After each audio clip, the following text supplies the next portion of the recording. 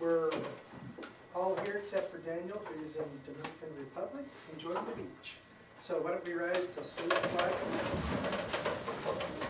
I pledge allegiance To the flag of the United States of America and to the republic for which it stands, one nation, under God, indivisible, with liberty and justice for all.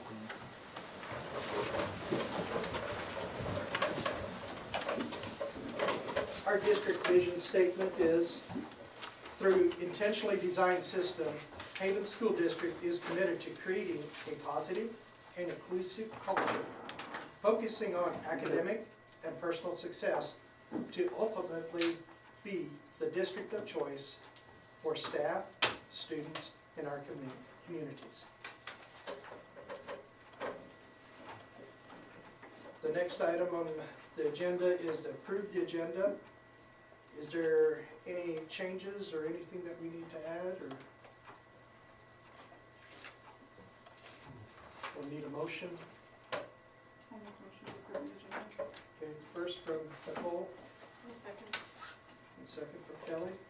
All in favor, right hand? 6-0.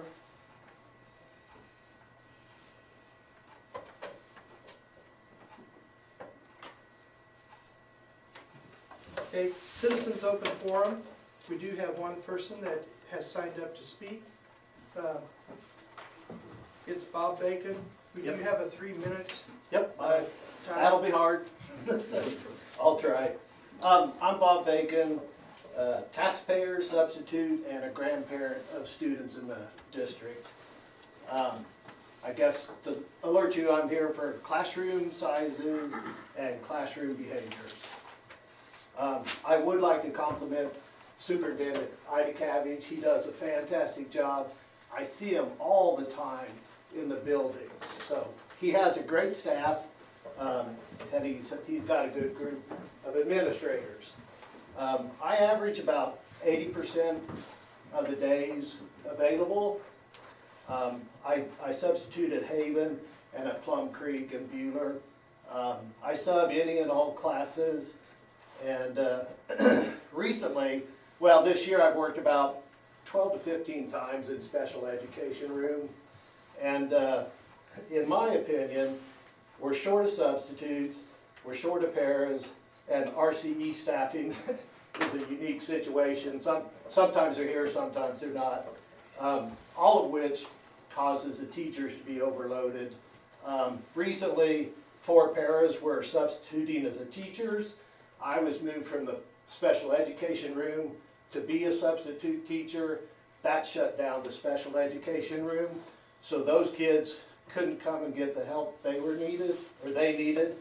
And so anyhow, I think the teachers are having a hard time. There's a lot of kids need help, special education and just the normal kids. So I hope when you consider classroom sizes, you take into account IEPs. I think when you get your budget, you get a base payment from the state, and then you get a little extra for busing and other things.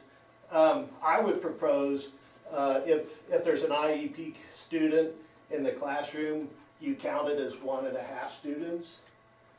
We have a grade at the grade school. I think 25% of the kids are on IEPs, and I think they're completing testing, and that number is going to go up. So 25% need extra attention. So the other thing, I believe you're talking about segregating students next fall, behavior issues, and I plead with you to figure that out, because there's some kids that they're not helping classroom education. Either remove them for a day, a week, or however long it takes for them to learn proper classroom behavior. So try to take into account IEPs, classing sizes, and behavior issues. Thank you. Thank you. Thank you.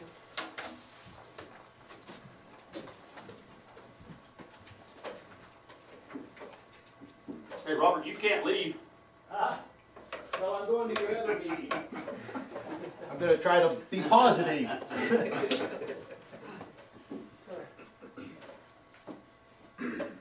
Okay, recognitions and presentations. I've got one, and then Mrs. Scott's got one. So if Mrs. Scott will stand up. We did honor our second quarter Impact Award winner from partnering with the Ed Foundation. If you remember, that award, staff nominate their peers, and then we take all those nominations and it gets presented to a panel of 5, and then they vote.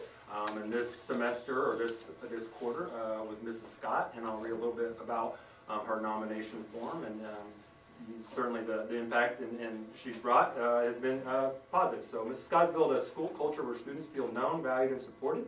She takes time to understand their strengths, interests, and challenges. When they're faced both academic and emotional struggles, she coordinates the teachers, counselors, and the family to create a plan that allows those students to have success. She's created a safe and positive and inclusive environment. Her impact on staff in the broader district has been equally as powerful. She builds trust through genuine relationship and showing constant support. Teachers feel seen and respected just through her simple encouragement, her flexibility, and thoughtful gestures. Her weekly go-to bulletin and morale-boosting activities has improved the communication and school spirit. And through this innovation, compassion, and her high expectations, Mrs. Scott has made a positive impact in her short time as Haven High School principal. Mrs. Scott, second quarter Impact Award winner. Very good, picture. Congratulations. And then with that said, I will turn it over to Mrs. Scott, and I know she is visiting a little bit. I think she has a video. You want me to show the video first? Show the video first. Okay. So as you guys know, we've certainly talked about it around this table, the positive impact Wildcat Network has made on this district, and the amazing work that our kids are doing. And you know, if you've got family, I've got family all the way on the East Coast, and they're able to watch events, and so that has been extremely powerful. But they created this video and won an award, so we'll watch this and then turn it over to Scott. I'm Jace. I'm Jace. And I'm Jackson. And I'm Jackson. And this is a day at the Kansas State Fair.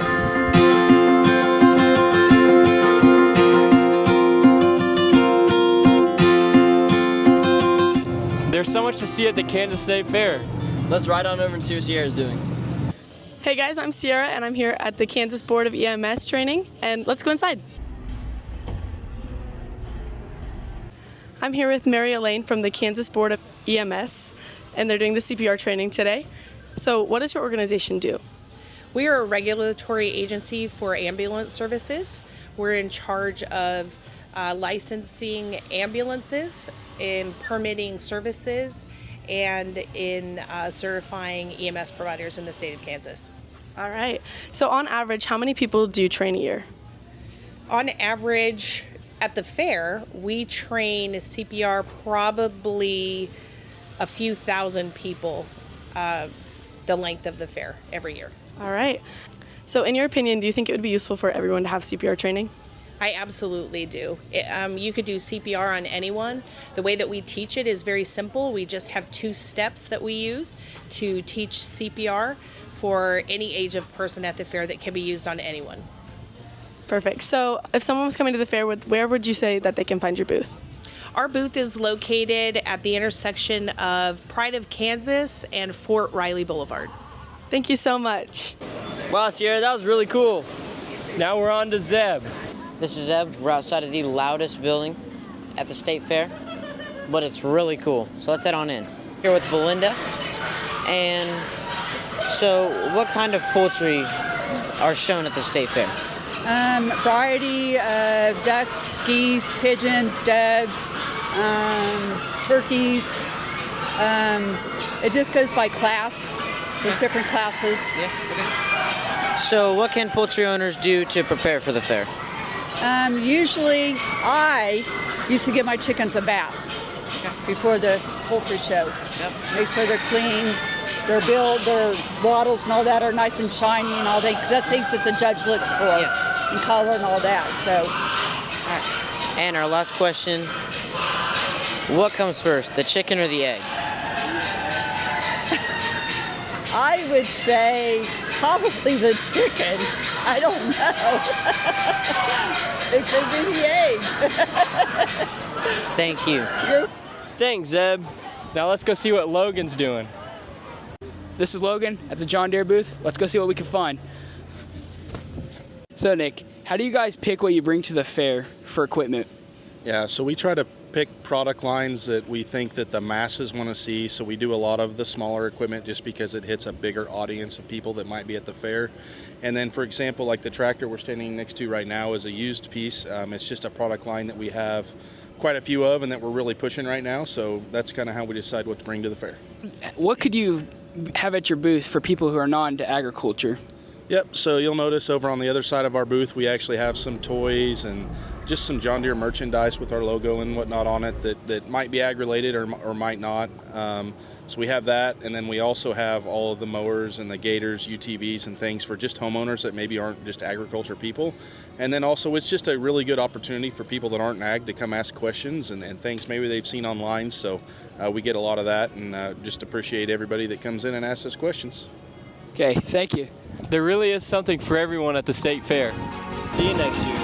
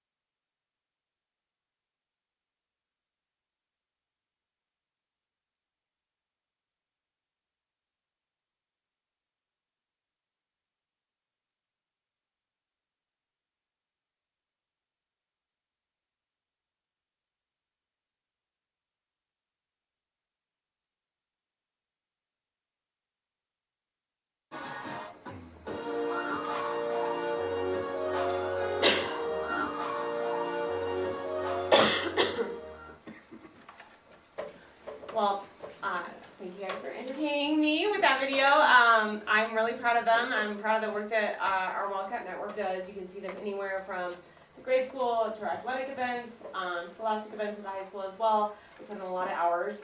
Thanks to Mr. Merlin, who's also here tonight. But they were recognized at the Kansas State Fair. They earned Reserve Grand Champion for that video, so that is second place, and they also got $75, and there's two of our esteemed members of the Wildcat Network here tonight, but just super proud of the work they put in.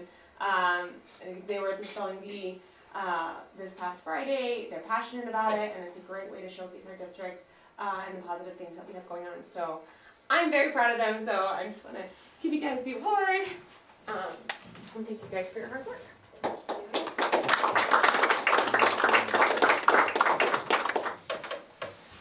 Jackson, Sarah, you got anything?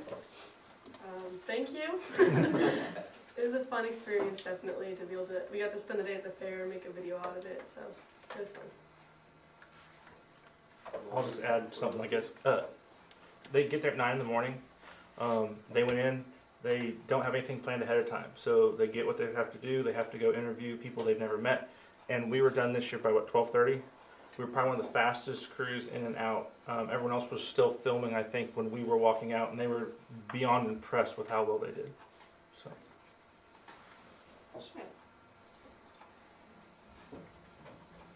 Good job, guys. Thank you. Okay, anybody have any other comments?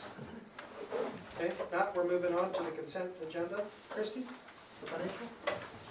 Ending cash for the month of January 2026 was $6,085,364.40.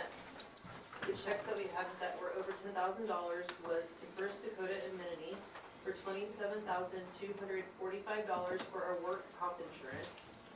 Benny Keith for $18,721.85 for food. The City of Haven for $11,628.79 for utilities. And Southeast Kansas Education for $10,005 for our Greenbush annual fee.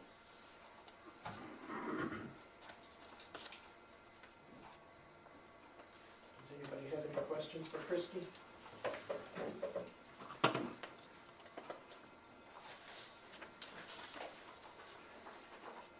Okay, if not, we're moving on to principal and director reports.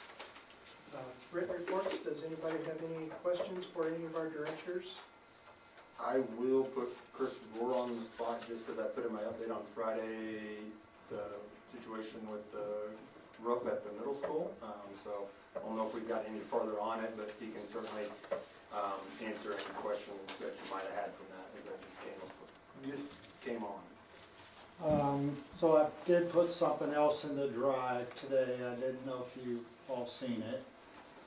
Kind of some pictures of what was going on, but with the snow and everything, it had went up above a lot of the metal in our roofing, which caused it to be a little bit higher than normal, so it leaked in some areas that we normally, or leaked worse in some areas than we normally have had, and also leaked in an area where we never had a leak before too. So when Ray came out to look at it, they found that it was a little bit worse than normal for what we find. So they ended up calling two of their lead guys out, and we kind of tore into it that day, and we ended up finding underneath some of our TPO roofing up there, which is all the rubber roofing that we have on the whole roof. And there's just a bubble just bulging out. Probably, I'm guessing there's anywhere from 50 to 100 gallons of water sitting underneath that TPO roofing material. And they opened up the area where that TPO went, which is coming down from our metal roof on the middle school gym. And when we did that during the bond, we had that all done during the bond when we did that. The purpose, we had had leaks in that area before, so we were hoping that would eliminate it. And they only went up underneath that metal inch to 2 inches. I know that Ray said 4 inches maybe today, but it looked less to me than that. And Ray thought we should probably, the minimum that we should have went up was 2 feet. And they only went up 2 inches, so it was real easy for it to wrap around up underneath the metal, then get up behind that TPO material. So at this point, Ray was trying to get a hold of the company that had that roofing material, and I got an email today, which about an hour ago I had to reach out to that company myself to put a claim in before we can do anything, and send in some pictures, and then at that point we can, Jay and our company's the one that did it, and I told them I really don't want them to be the one to repair it. And they and I told him Ray Roofing, and hopefully Ray gets to do it, and hopefully it'll be under warranty, because if it's not, it's gonna be, Ray says, could be a substantial cost to get it fixed properly. So hopefully at this point, they're gonna bring out, after I send in the warranty, then they'll bring their rep out on site, look at it, see if it was installed correctly, and then we'll go on with repairs there. So right now, they didn't really wanna cut into the TPO and get that water out of there either, because they want the rep to see what's going on. Underneath that material, I don't think they tore the old roof off, which was a modified roof, and that's the reason it's not just leaking through, because it's still sitting on an old roofing membrane underneath. Because my fear a little bit is that 100 gallon just gonna eventually fall right through into our building. But we had seen signs of about 5 or 6 ceiling tiles that were wet, and that's one of the reasons I called out Ray. I said this is abnormal. Make it 1, 2, but not just a whole bunch of tile along the wall. That's kind of where we're at on it. We're just, like I said, we're hoping everything will be under warranty, and maybe Jane will be held accountable for it. Are there specs or original documentation or something that show like what they should have done originally, or when they originally quoted? Or? I found it, but I haven't looked at it. I don't know how to read that. I mean, it showed some stuff, and that's what I was hoping Ray would be able to help me with that. But we do have, I was able to get a hold of the architect that we used at that point, and they sent me documents for as far as the warranty work, and then pictures of what I think it should be. Ray sent me either Versical or Ray, I can't remember which one sent me. It might have been Versical, what their expectations were today in a picture, but I haven't really had time to look at it myself. Did they give you any kind of timeline on how soon they would have a response on it? No, because it was just, I called it in. I mean, it was probably around 4 o'clock when I called it in, and then they said they're going to send it off to the warranty department, and then they're going to contact me. So I'm assuming they're going to get a hold of me tomorrow, and then they hopefully get a rep out here as soon as possible. But this was done probably around 3/4 of our gym. They did this, the middle school gym, the old middle school gym.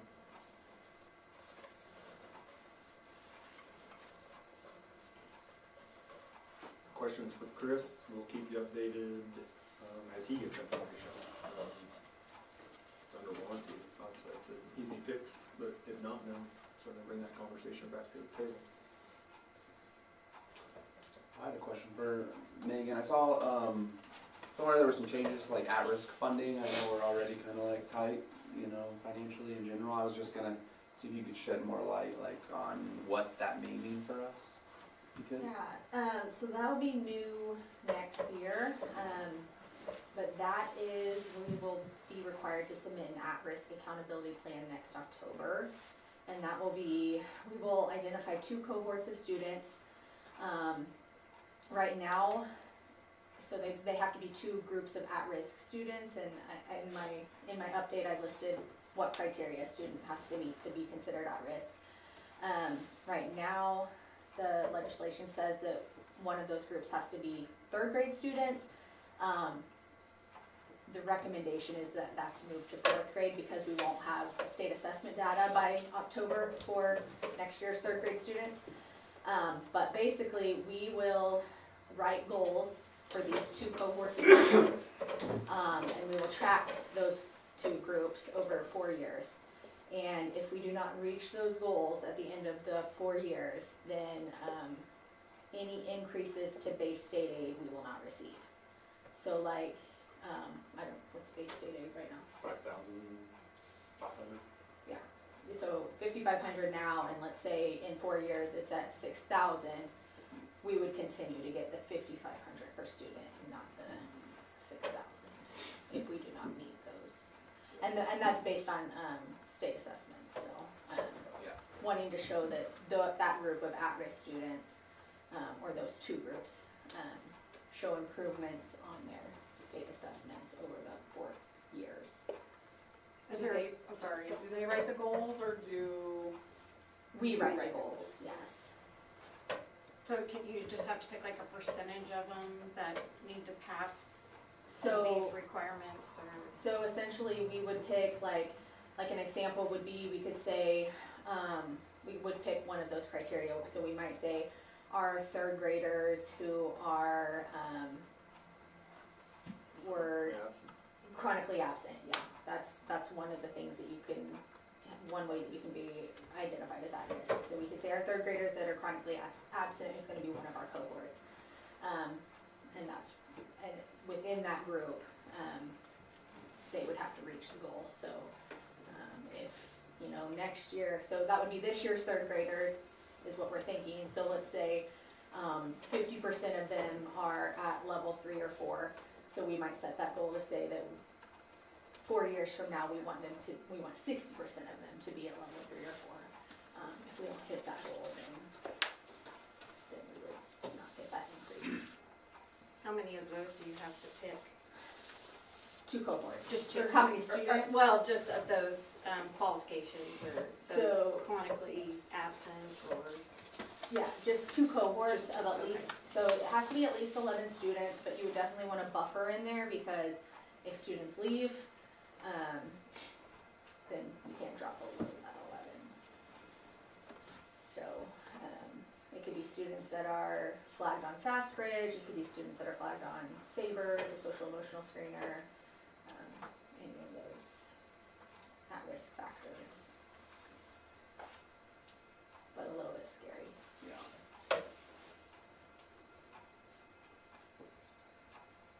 And we'll, through that plan, we'll, track other data, not just state assessments, but other things that we're doing, and report that to the state, but then also what interventions that we're doing with those students. So we'll have to report, what additional supports and services that we're providing those kids to be able to help them make those improvements, so.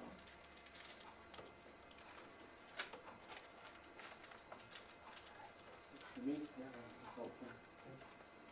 That might be coming. Anybody else? Okay, we'll move on to the minutes from January 12th. Does anybody have any corrections or additions or subtractions from them?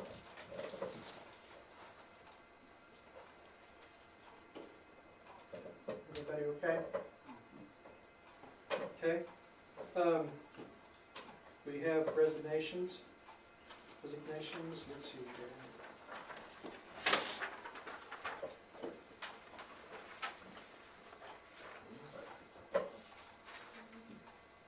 Oh, way down there.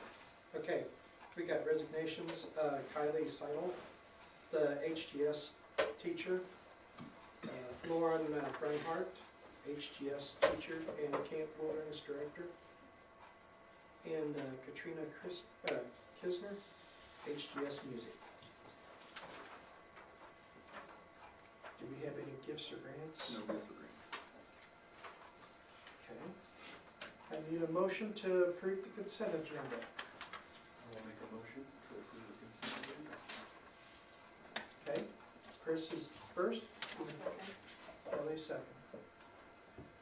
All in favor, right hand? 6-0. Okay, we'll move on to action discussion items. Our very first one will be an executive session for negotiations. The motion is, I move the board recess to executive session to discuss issues related to teacher's contract under the exemption of employee-employer negotiation under the KOMA. The open meeting shall resume, should we go 6:45? To include the board and Craig Cabbage. The motion, second. Chris, all in favor? 6-0. Yeah, well,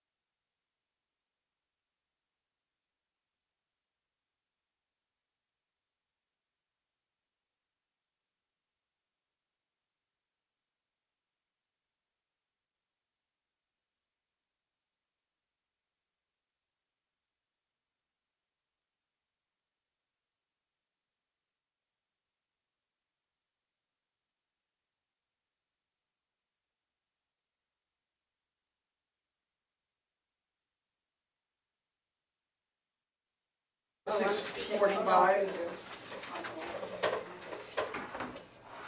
Our next action discussion item is regarding solar. Mark, you're up. I don't really have much. Yeah, so Mark's here to answer any questions the board might have. I think ultimately the board needs to decide if we're going to take the next steps, and I think the next steps would be collecting bids and looking at exactly how we would make this work. I will open discussions on you guys, and I think, like I said, Mark, appreciate you being here and being able to answer your questions. I can shoot those 2 documents you shared, but they are in your, you should have a folder in front of you. Mark did update those a little bit, so. Yeah, the 2 documents are essentially the same as I presented last time with more specific numbers. We met with Chris and we went and looked at the high school building, the electrical setup. It looks like you did a good job on the electrical during the last bond. It looks like a pretty clean service over there.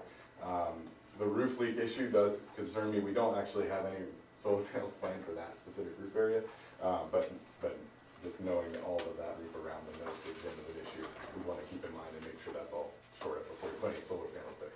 However, so option 1 is to spend the money, buy the system, and own it. I don't think I'd recommend that, but I said I'd give you that option. The other option is the Brightwell lease program, where another organization owns and guarantees the production of the system, and then the school pays a payment every year that is less than the savings. And so I think that's my recommendation. It gives you some good operational savings over the term of the lease. And the good thing about it is if it doesn't work, you don't pay. So that's kind of the stopgap, as opposed to the old lease program that you guys, well, I actually don't know if any of you did, but that you paid no matter what it did. So that's why I would stand behind this one. Wouldn't have a hesitation to do it if I was in your seat. So what you're saying, in 25 years, they won't be sitting around this table bad-mouthing us? I sure hope not. Because I'll still live in this district. We'll still live around, right? Yeah. And the roof was in good enough shape Well, to put the units on it? Yeah, I was there on the day, I was there 3 or 4 days after the snowstorm, so I didn't see every square inch of the roof, but yeah, we did, Chris and I did identify one roof that it needs a replacement in the next 10 years or so, so we're gonna stay off of that roof. We were unaware of the existing roof issue, but we're not gonna be close to that, kind of that pitched metal section, so, yeah, what I saw with that roof, without snow on it, was in good shape.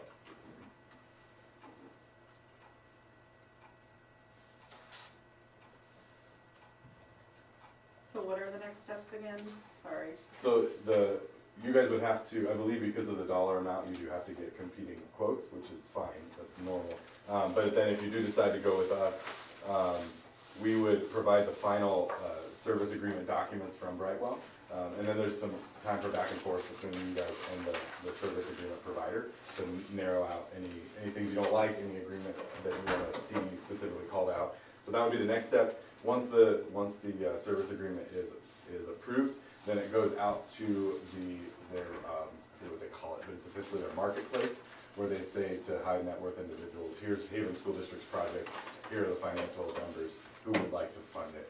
That takes 2 or 3 months to find the right individual. Then once that individual is chosen, comes back to you for final approval. Because if for some reason the individual that decides to fund it, we as a district say, no thanks, we don't want that name associated with our district. They've never had that happen, but you do have the right to back out depending on who the funding partner is. So if I'm hearing right, there's probably 2 steps. There's approval, we want to get bids, and then also if you want to go with Brightwell or fund, right? Is that fair? So if you had signed into that contract? So it's a little tricky, and I don't know the bid rules, so that's where I might need to lean on your experience, is you would either be getting, if you're going with a purchase option, then bids are easy. It's like how many solar panels, how much is it gonna cost?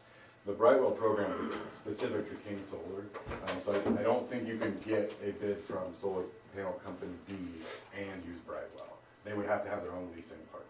So then probably, what I would say, you need to decide, one, if we're going to do this, but then which way, because the proposal can be written as Brightwell or a leasing company, and then the bids would certainly be smaller. That makes sense? have we talked to Mays or any of the other schools that have current solar, if there's any issues or anything that they've experienced? I with reached it? out to Scott City, they didn't. I know Jamie out there, and it's kind of like Mark said, it's almost too good to be true. It's just whether we want to do it or not. No issues that aren't taken care of, is the way he put it.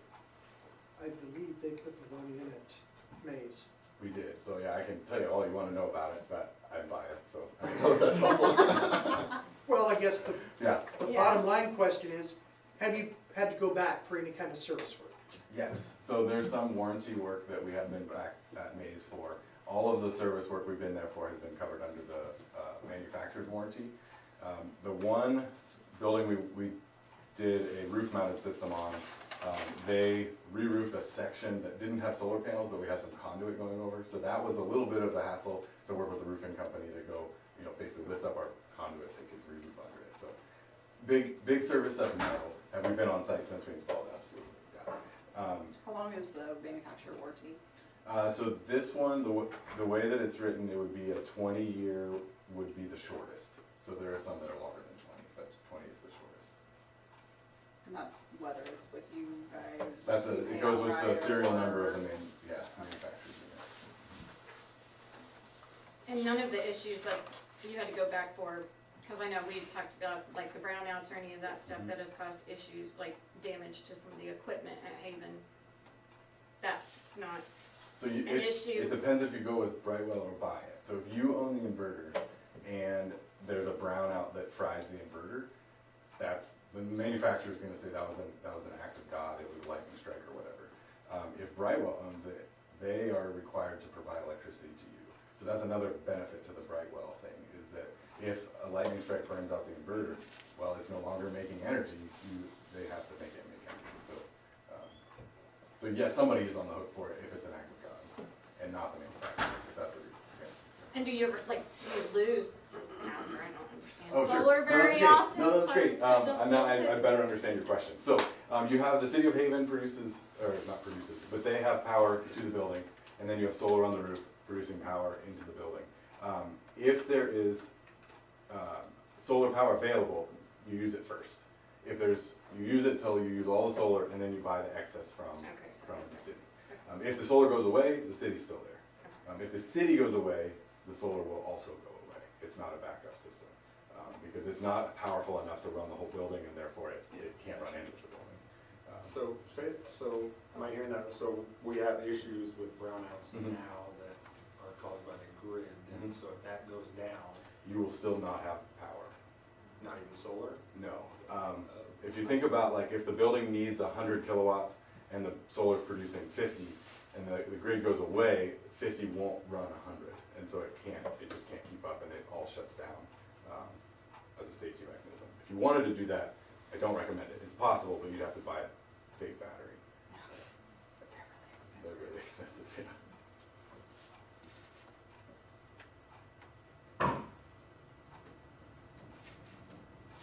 So who would write the specs to make it to where it's biddable out to other companies? Like we usually have an engineer or somebody write the spec. Who is going to do I'm that? happy to help with that, although ultimately it's going to be probably your department that'd be my guess, that says these are the specs. If it's a purchase where you're just speccing out equipment, that's a lot easier. The lease agreement, you're gonna have to say we wanted these terms, these whatever. So yeah, we're happy to help, but. And that would be something we would work with our our counsel on, those kinds of things, contract, our legal counsel. And I have done that for other. Are you part of Greenbush or any of those tips or any of those cooperative companies that make it to where we don't have to bid it out? No. I don't know that solar is a part of any of them that I know of. I would love, if they are, that'd be great, I'd be absolutely willing, but I haven't heard that they are.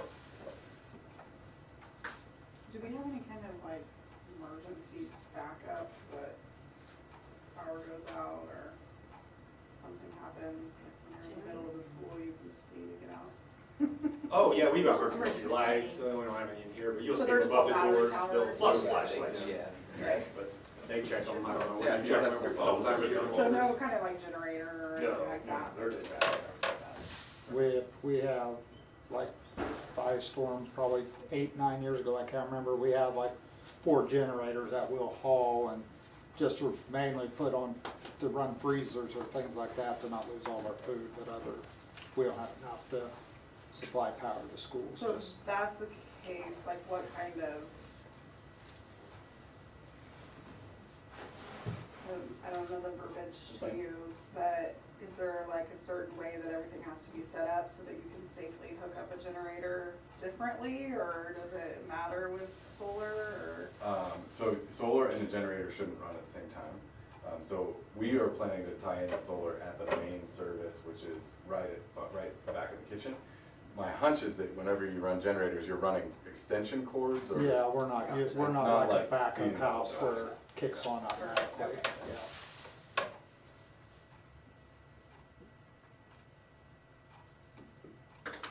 Well, I guess would like to, I don't know if I need to make a motion to not own the product, but to lease the product, and so that we would open up for bids to look at other companies for a leasing program, unless somebody else wants to make a motion to look at owning it, but. Well, did you make your motion yet? No, I guess I don't know how to phrase it, if it's two separate motions, or if No, it's. I think that would be. Okay. I didn't know if we should wait and look and see, because we were gonna try to get a group of people together for buildings and committee put together to let the community members be part of the evaluation, the board members, whoever. If we get that together, then we bring this before them and have it explained again. So it's just not us making a decision for this, it's community involvement. Mark hasn't said it yet, but he's gonna be on that committee, so I would be pleased. I have to recuse myself from that. Be happy. That's a I think that's a good idea. I think we should probably do that. before. Mark, would you be willing to present to that committee? As long as schedules allow, sure. I would like to wait for that first, just to see. And if you'd like to talk to the solar champion from Maze, I can get you in touch if you want to talk to Stan Burkamp.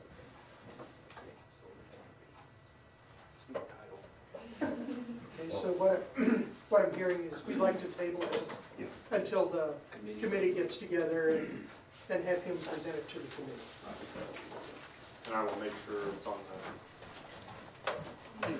past the initial part of that meeting, to make sure that's the beginning of our conversation.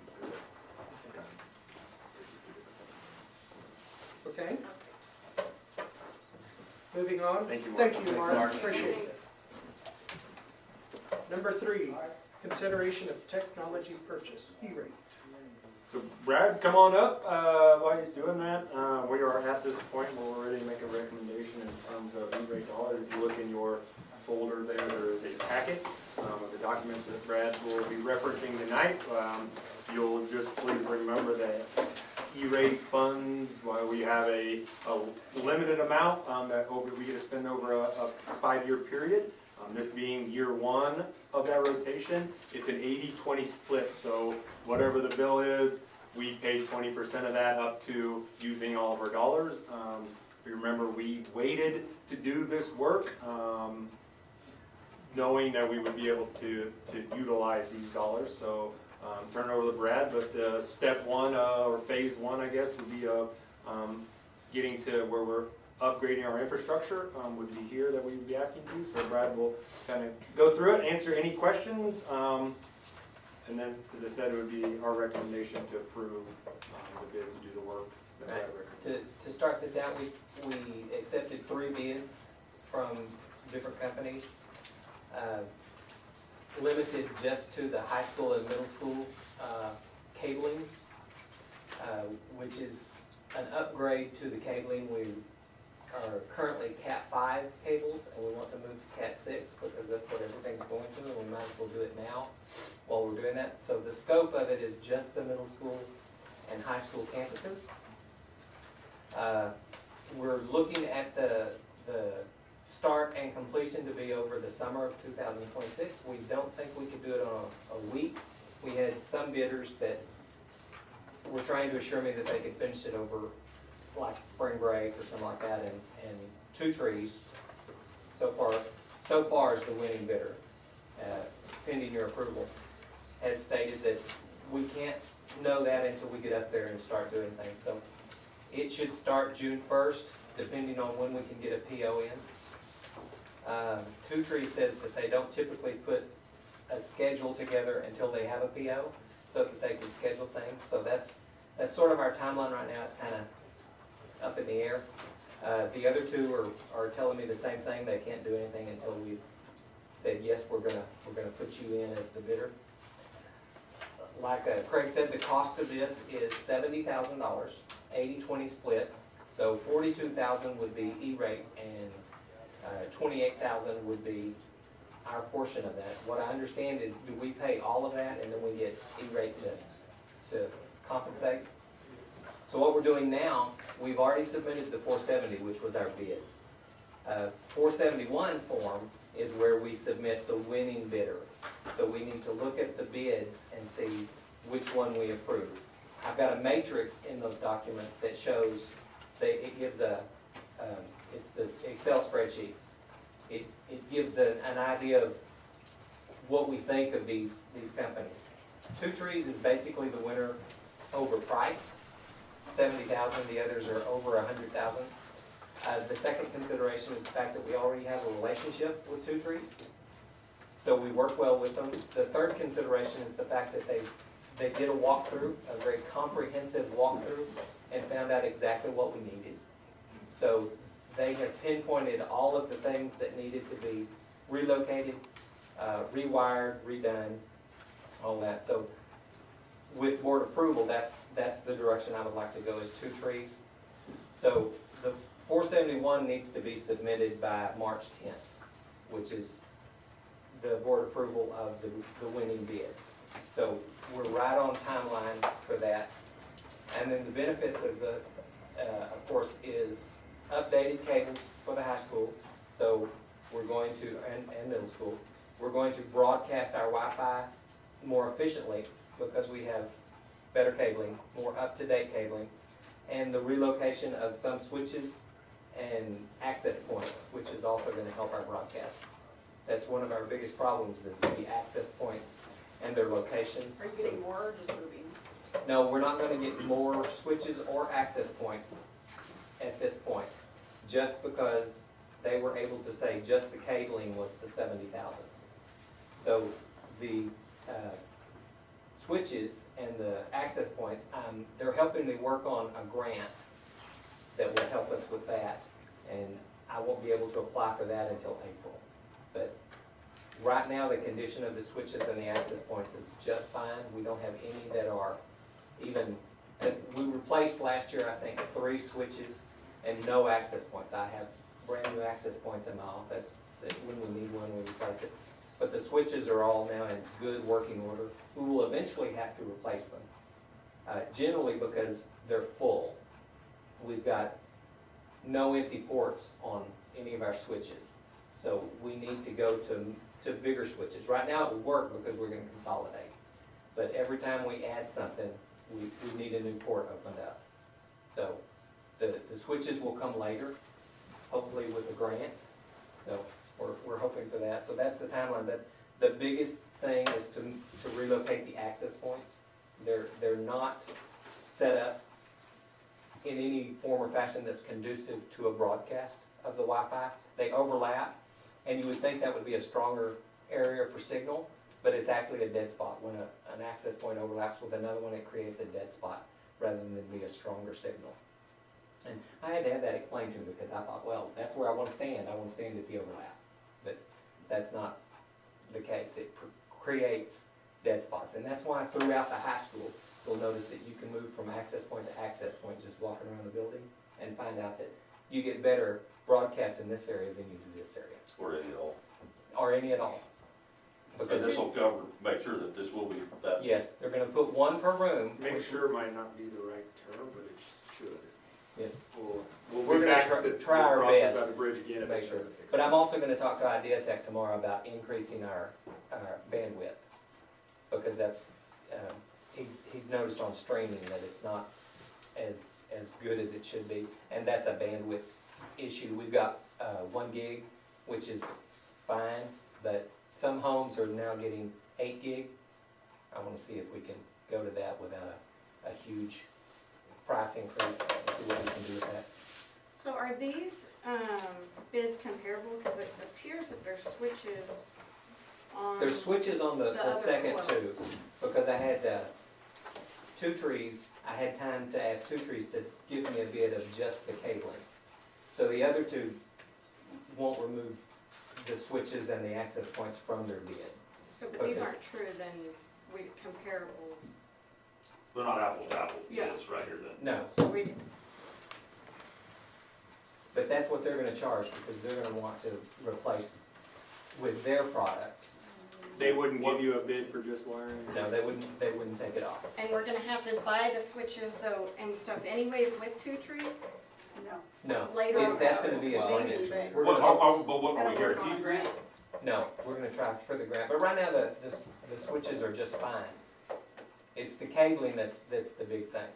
If you come through a walkthrough of the high school, you'll notice that it looks like a nest of wiring. All the cabling is just a jumbled mess. But the switches are fine. It's all the cabling that, and they do assure me that moving to Cat 6 will improve our broadcast. Can they guarantee it? Well, they So I haven't, wanna know. they I'm not haven't, guaranteeing but- this. That's what I wanna know too. But that's where they're going, is the Cat 6 is the place to go. is As Cat Brad's 6. saying, we think our switches and our drop points would at least get us through finding out if we get the grant or not, but I would certainly like to spend somebody else's money, if we can. If we don't get the grant, then we would reassess, okay, phase 2 is the grade school, or is phase 2 with the E-rate dollars, switches, and, Right. I'd rather make a recommendation on that. And we'll see. I guess I If just don't there's want this to improvement. come up in April, we don't get the grant, and then their switches are like 50 grand more No, than they made sure to do an the assessment switches of that are all in the here. switches that are involved and all the switches. There's, You I don't think, need these 30 switches to switches. change the cable. Well, he's saying that Eventually, because we need bigger ones. Yeah, eventually. But that's with the addition of more Wi-Fi to the building. We won't need that really in the 20 years that, I'm gonna be dead. Okay. I don't really care. Okay. Just wanna make sure that we aren't gonna get into more expenses. No, that we're not covering they have right assured now. me, they did a very in-depth assessment of each of the switches that they were originally quoting to replace, and they don't need to be replaced at this point. Or the access points. The access points are even better than the switches. They're all fairly new. The relocation of the switches and the access points is the biggest thing to it. And they're gonna include that in the cabling portion. And they're making a drop for an access point and a phone in each room. So, and it'll be in the center of the room. You know, the fax room had issues because the access point was at one end and all the computer work was done at the other end. So we're gonna move it to the center of the room, or at least over the portion of the room where the computer work is done. Okay.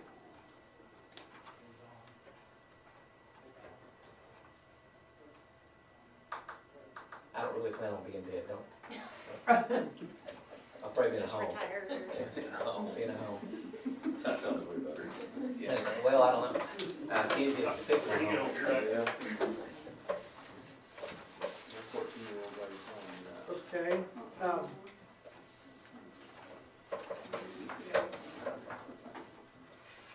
think we'll need to have a motion if we're gonna proceed with this. Does anybody have any more questions for Brad?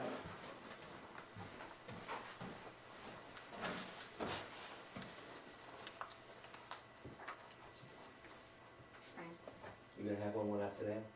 I have asked Is that what the you're most. planning? I'm good, Okay. I've got mine in. But I'll still answer it from over there. I got your email. Oh, I'm okay. gonna wait till you sit down, I'm gonna. Yeah. Go ahead. You said you still have, or you just, okay. Brian, No, she was just. I was do you just want this teasing. in the board thing too, or is this okay? No, I mean, we probably gotta get going pretty quick for Yeah. E-rate, Yeah. but anyway. Yeah, March 10th would be, so, Yeah. yeah. It would certainly. No, it'd be March, nice to have March what we 10th needed. is for the winning bid, and then the fund approval is actually in April. Yeah, I'll make the motion to approve the cheaper version from Two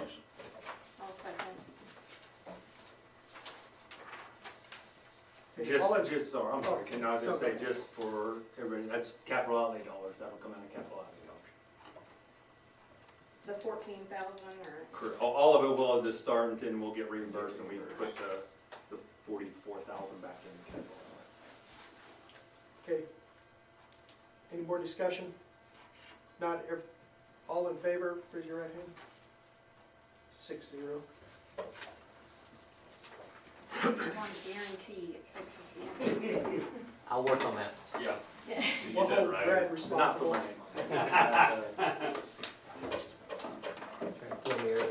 Okay, number 4, selection of capital outlay steering committee members. Yeah, so I don't know probably the best way, I don't necessarily know we need a motion and recommendations because it's not like a formal committee or position that we have, but I am looking for 2, no more than 3 board members that would like to serve on that committee in that aspect, so. I think Daniel would be a good one.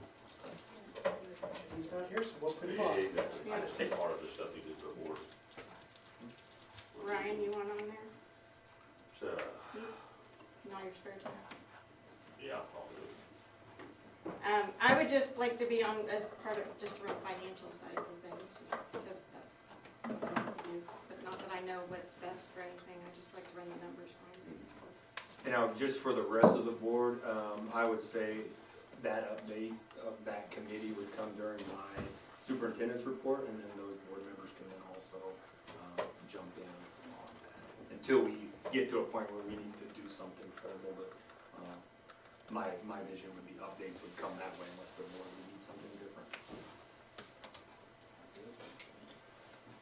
So am I tracking Daniel, Ryan, and Kelly? Sure. Everybody good? Yeah. That's all I need. Yeah. Well, do we need a motion on that? I don't think so. Okay. Do you have any other nominations from the community or who to put on? I've got a few on there, but I am still taking names. If you know anybody within your circle that would be a good, yes and no, and ask good questions, but come to, the vision of. And what will that time commitment look like? Right now, once a month, and I hesitate saying this night or this night, but Sure. if I schedule that first one, I would like to do it over breakfast. We got lots of options to, I'm taking everybody's night, do an early morning meeting and serve breakfast kind of thing, and so I think there's a bunch of options that I'd like to get the group together to nail all those down. If we approach somebody and they said yes, have Have them them reach out to me, yep, Okay. absolutely. Perfect. Okay, moving on to number 5, consideration of class split guidelines. Yeah, so as I talked about last month, that I would be bringing this, mainly on my side as I view it for planning type purposes as we get into budget season and we know what our new money is going to be. But then also, if you remember back when Darby and Braden presented what was going on in the grade school, they have some vision in terms of what they want to do with creating a space that allows for some of those behaviors to go to work on those missing skills, because just sending them home, I'm going to tell you right now, will not fix those behaviors. But then also, the grade school's been, every single space in that building has kids in it. Up into this year where it's one room and they use it for a sensory room and meetings and everything in small groups, and so that is also part of it. Those decisions haven't been made. I know the grade school is still trying to figure out exactly what that process will look like, but in my opinion, these kind of questions, if we're not even going to have the space, then they're going to waste time and resources in having those conversations about implementing some of those changes. These are guidelines. I view them as guidelines. They would be where those conversations would start. Unfortunately, this won't bring in more kids. We've seen the data and what it shows and what's going to keep showing for the next few years of kids moving in, or not necessarily kids coming into kindergarten. So I don't know what the right number is. These numbers started, as I said, based off of our out-of-district numbers. You know, and they can adjust anywhere from there, whatever you guys want to adjust them to. Remember, that could possibly change what happens with those class splits and the number of classes.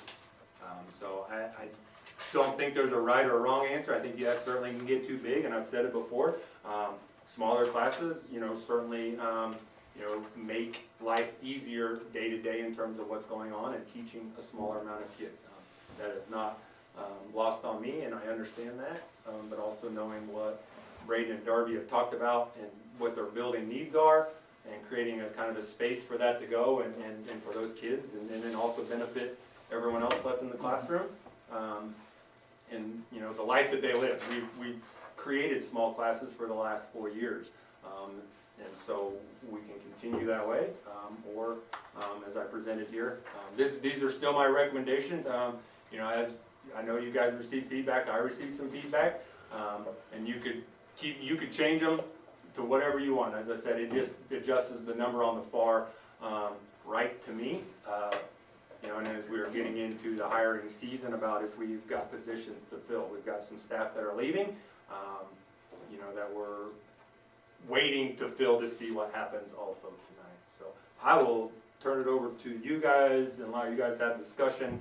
I can answer any questions that you might have, but ultimately, if there's no motion, but to create these as a guideline, because it may be that this class just needs a para or an aide as an aide as opposed to splitting it a third. So I'm hesitating to recommend any really hard set parameters within that, because I think it truly could depend on the class, but those conversations certainly will have if they will want to. So I will leave it to you guys, and ultimately, as I said, my recommendation will be to approve or make a motion, some kind of guidelines, whatever those numbers will, we'll make those adjustments. You know, we're kind of getting tight in terms of time to be able to, you know, March will be getting kind of late. We could certainly bring this back if there's other information that needs or adjustments that need to be made. So I will stop talking now. My biggest worry is we're starting to get bigger classes, and we have IEPs and 504s and behavior problems and things like that. What's it going to do to the kids that are in there that don't have on those? Are we going to be holding some of those back just because of interruptions in the classroom, behavior problems, and not enough pairs in classrooms and things like that? I'm really, really concerned if we go with larger class sizes.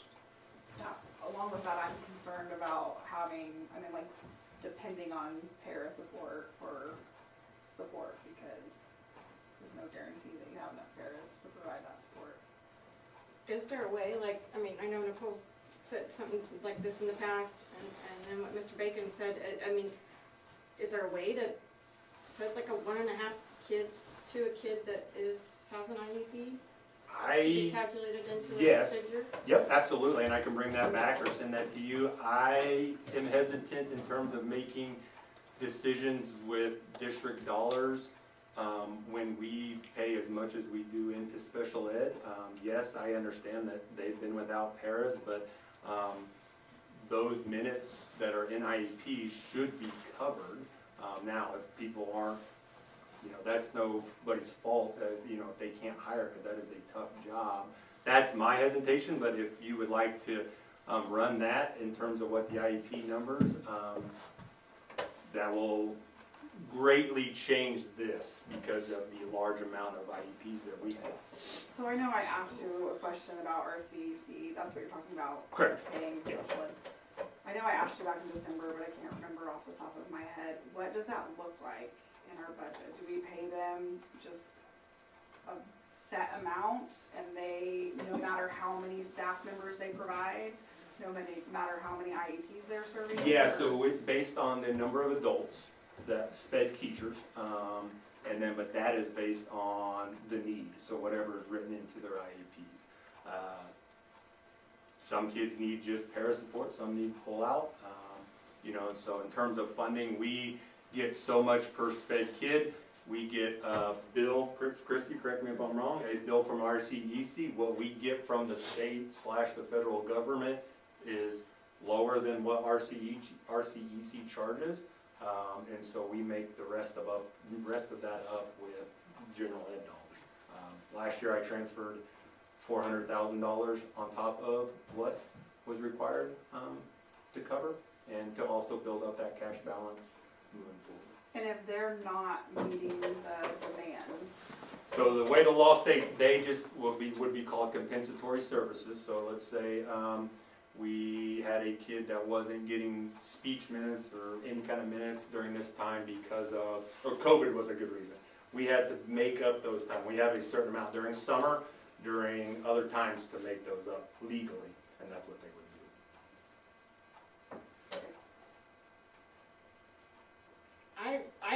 I know there's an issue where we need to have a space to remove kids from the classroom, because I know that, I mean, that's an issue, that there's nowhere for those kids to go, and it is disruptive to the other kids that are in the classes.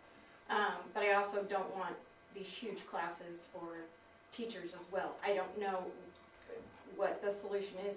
I don't know, is it possible to look at how many rooms do we need to come up with, assess the number of IEPs in the class? I mean, without saying a hard number, like this is the class that we're looking at, this, you know, yes, we might need to make some adjustments with the numbers here. I hate to just say slap 24 on that class no matter what the status of them all, but I also see that we need the room too. So if there is some flexibility to have maybe, I hate to say you know, if there's a better class of, I'm not phrasing this correctly, but a better less behavior issues in a class where they can handle larger amounts. So like, but we won't know, so like, down at the bottom here, you've got, as of 2-4, there's 33 kids in kindergarten. Yep. There's 3 sections, right? Currently, yep. So you're saying to cut that so there'll be 16 and a half kids basically in the kindergarten class, right now, we cut it down. We don't know yet. Until I would say whatever I just put the second Friday on April, just because that just sounded, I mean, that day also could change, but that also helps with planning, it also helps with the conversations we'll be having regarding budget. These numbers, let's see, these numbers up here can change to what you guys, if you think 22 K3 is high, and I don't disagree with that, but also changing that doesn't bring in more kids. This is where we're at, and I think the issue is in these few grades that are going to be out of the grade school here in a couple of years. And I think that then starts that conversation. Okay, that 4th grade class going in the 5th grade, and from what I hear, that's probably, you know, we've got to find them some supports, whether it's a split into a third, you know, and what does that do in terms of FTE, or can we get them the help with, we have 9 aides that work at the Haven Grade School, of getting them supports that way. I think it would depend on each individual kid, or each individual class. That's why I'm hesitant to say this, and this, because I think there are conversations, you know, between Braden, Darby, his BLT, because there's got to be some give on the other side. Right. Like if we make smaller class sizes, I don't think we can continue to employ 9 paras. You know, we'll absorb them, but I don't think we can continue to do that on our dollars. But the problem is if they're in substitute and not helping classes and things like, if they're not there, then we're shooting ourselves. And that's the dilemma sort of us. It's the We've got that class, but we still don't have that. where we want we don't have any, because we don't have subs, right? And so fortunately we've had some aides that have been willing to get their emergency sub license, and that's the first line of defense, because we can not have a small group that day. Yes, we've seen, I think it certainly impacts us. You know, so if you're watching out there and you want a sub, we will find you a job.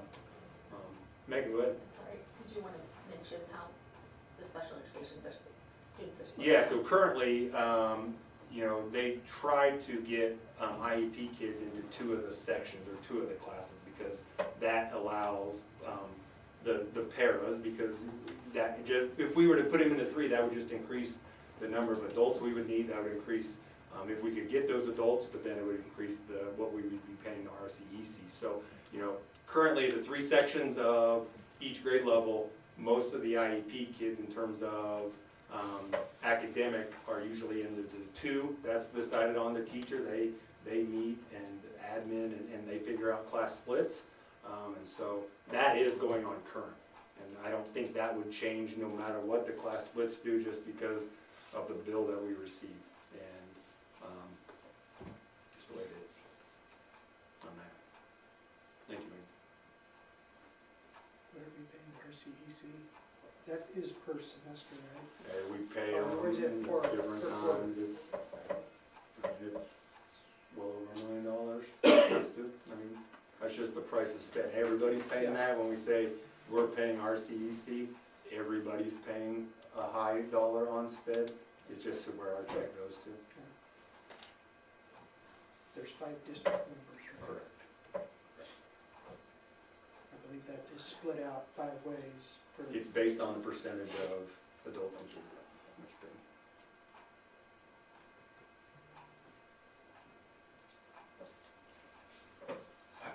Just for ballpark, is there 10 IEPs in every grade level, or is there 5, is there? What's our percentage? We're 40-some percent. 40%? So, but that's also speech. We have a large speech population, and that's usually a little different. We probably may stick a speech kiddo in that 3rd grade because they may not have any academic.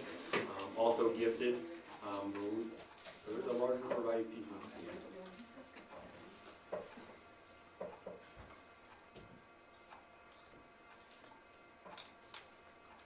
I think 22 is a lot to have in kindergarten, but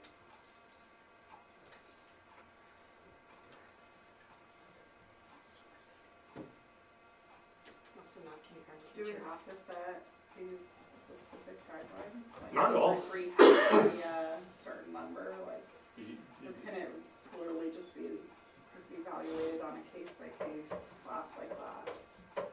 Yes, absolutely. It just, if the board would then give me some guidance on what that, I mean, I can say what I think it would be, but what the board would want me to look for in terms of that. I mean, and all of that, like, will still happen. 100%. I mean, you guys, like, this is just a guideline, worst case scenario. You guys are gonna go in and do your best to figure it out, to make, you know, and every year is gonna be different. Every class is gonna be different, and. But also can't say that if HGS, and they've ran it by their BLT of being able to create those spaces, that this, I mean, if we don't have something in April, they won't be able to plan that and those kinds of things. If we're waiting for school starts to say we're gonna split this, or that's my thing in the planning. I don't know what those numbers, you can lower them, and you like I said, you can lower the kindergarten to 20, you still would have 2 sections. It doesn't bring in more kids, is the way I look at it. And so I don't know, like I said, I don't know what the right answer is. In terms of planning, if the board's like, we're not comfortable with this, and come back and say, here's what you would recommend to each class at this date, I can still do that, and we wouldn't have any guidelines, because, you know, like I said, that 4th grade class, pretty convinced that it probably needs, certainly, I am convinced it needs some help in terms of, but what does that look like, I can't say. Is there, and I know we kind of asked about this, and I apologize, I don't remember if you said it was a different issue, but why did it go from like 6th grade moving from class to class where a teacher just taught, you know, just a couple subjects versus having to teach everything and then dealing with everything? I mean, I think that would allow the teacher to be better at certain subjects, to be more effective if they had to teach less to more kids. Yeah, absolutely. They are having those conversations now, going back to that model. When, you know, first came, we able staffing wise, but then also we had one person responsible for everybody's math test. And so there's no one to if I teach math and I teach it the same way to all 3 classes, there's nothing to compare it to and make those changes. And so that was why we had made that change then. I'm not a huge fan of departmentalization at that level just because of that, because I think the conversations that happen around data outside of that, and when you put somebody in an island, but if that's what they decide, we'll figure that out, because they've still got to be able to have those meaningful conversations about what they're doing in class. I don't know if it's better or not, I'm just. Yeah, like I said, so people will argue each way. That's just that's Craig's opinion. That's not what the Braden Darby and his team will make that decision in terms of that's the direction they want to go. That's. Correct me if I'm wrong, Megan, but I think this was back in 19 when they switched to teachers only teaching 1 or 2 subjects for the 6th grade, so they prepare them for more middle school. I think that's when that happened. It had to be, I think, a year, it had to be after that, because my son had the split, and we started in 20 or 21. I'm not certain how many years it's been, but I will say Darby and Braden have done a really good job this year with their teams going through a process of looking at what model to go with for next year. They've gotten input from their teachers, they've visited with other districts. I think they're in a good place to make a decision with teacher input on that. So. Oh, okay, good. Yeah, but I think that's when it started, is back in 19, because that's when I came on board. And that was one of the first things that they did, they changed to is like Wendell teaching science and math for 6th grade or whatever. I just whatever they think the teachers can do the best for the kids. Yeah. That helps the teachers, even if there were larger numbers, like. And that was part of the reason why we made that split at 4th grade, thinking that they were probably going to go in that direction for next year. That was one of the reasons that they brought to us for wanting to go to a departmentalized model, is that they would share some of those behaviors throughout the day, knowing that they might have a little bit bigger class, but that behavior wouldn't be in their classroom all day. It would leave and go that they would share those kids throughout the day. And so, Craig, did you have some feedback from some other districts in the county on sizes? Yeah, and Hutch has in their negotiated agreement that at K2 28 or 29, they get an aide or a para, and then in 3-4 it's 32. Bueller doesn't have any, no one else had any real set. Bueller's got a couple kindergarten classes, 22, 23. They have a 4th grade class at 27. And I talked to their soup.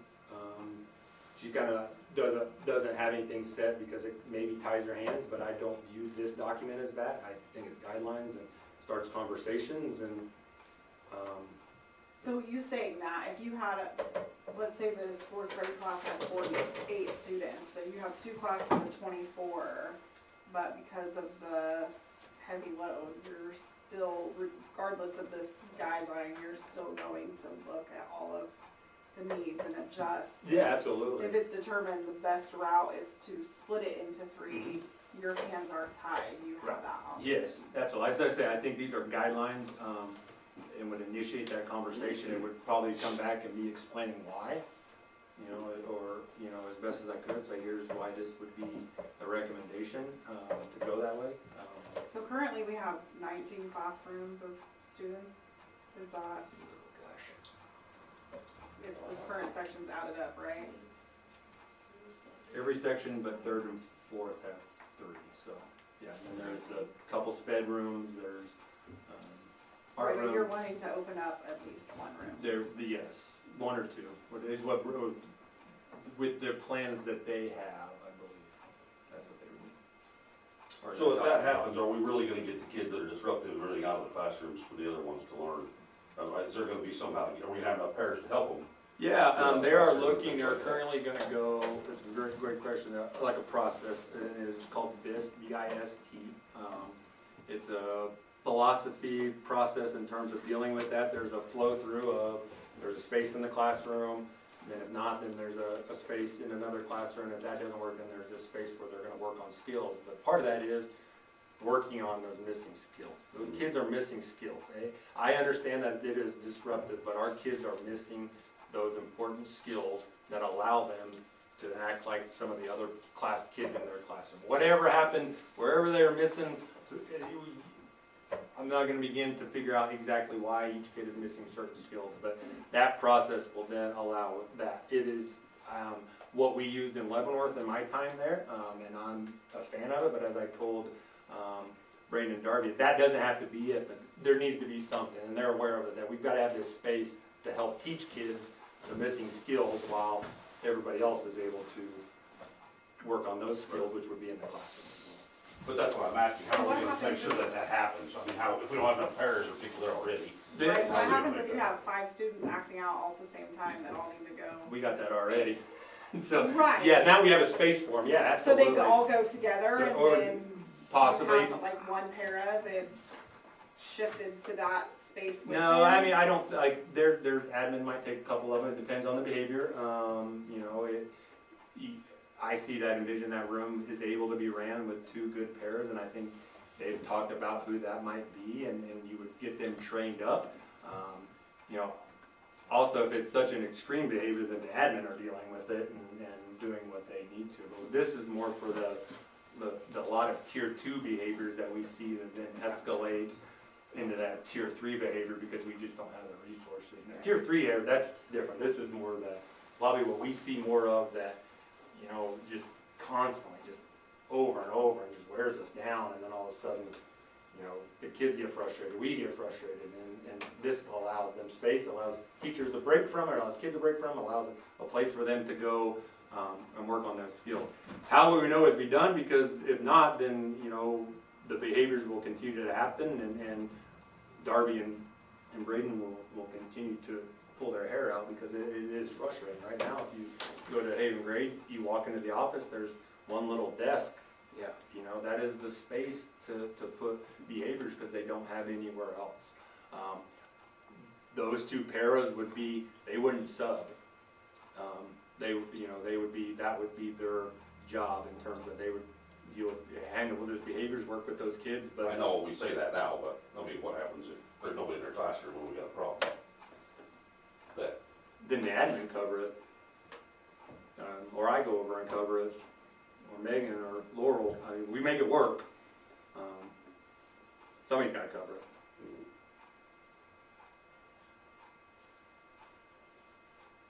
So the potential. Once again, we need an outdoor classroom again. There you go.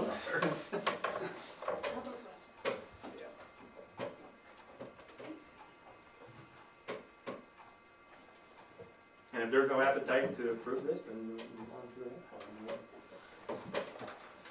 Can we see it numbers? Can we get numbers with like 1.5, just so classrooms to see kind of where we're at, just broke down? I'd like a real, like, not a IEP of a speech, I guess, but I'm not, my verbiage is not great. Just like one that needs extra additional. Does that make? Yeah, academic. Behavior, we've got some, but usually if they're in behavior IEP, there's some academic needs as well. So bring these back with 1.5. But would you categorize an academic need and a behavioral need to be equal? I wouldn't say equal, but Yeah. kind of. So I'm like, do you need the, I don't know, the behaviors to be weighted a little bit heavier than even the academic, and then your no IEP at all? You guys, I mean, they would be the experts, I would think, that are. I think at some point you pay people good money to make the right decisions in the moment. You know what I mean? Like you hire, like at some point, like you just have to trust that. I think. I mean, obviously plan, strategize, all that, but at some point it's going to come down to they're going to make a decision in the moment to do what they think's best, and within the confines of what we have, and that's going to be what it is. That's fine, but I just don't want the kids that are learning and need to be there to be held back on test scores and everything else to get. Sure. We're struggling with some of that, looks like to me. From what if I'm understanding it, it seems like having these guidelines, even if classrooms are bigger, having rooms available for kids who may disrupt is better. Because if a kid disrupts, they have a place to go. Now I know that there's, again, do we have pairs? Well, you know, I mean, day to day, we don't know. We don't know if we have teachers day to day, like sickness, all that. it seems, if I'm understanding it correctly, it seems to me that this is better when there's a need. And you can pull a kid and get it out of a teacher's hair. Not it, sorry, that's just, get that student out of the teacher's hair and get them stabilized, and I don't know, I mean, that's the way I'm seeing it. I know it's, again, it's not perfect, I mean, because it's impossible to make a perfect decision with all of these different factors, but that's the way I see it for right now anyway, but I'm also fine, I'm fine with. The guideline needs to be more like process driven and not a number driven. Does that make sense? Like, these are the steps that we take to build our classrooms or adjust classroom sizes or whatever the case may be versus just assigning numbers. I don't know. That's my